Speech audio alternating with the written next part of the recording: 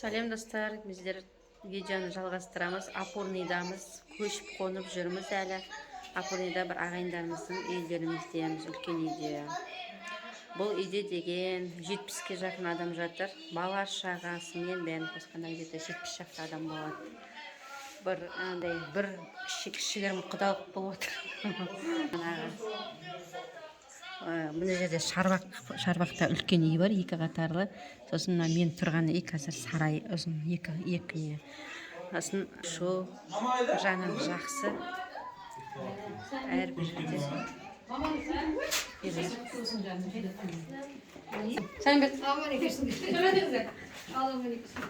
Мына жақта пирожкилер пісіріліп жатыр. Бала шаға видео түсіріп жатыр. Мына Наурыз деген жігіттің үйінде жатырмыз. Нұргүл екеуі, ал 70 адам. Сауап болсын. Рахмет үлкен. 9 оқиды. Мектепте оқиды.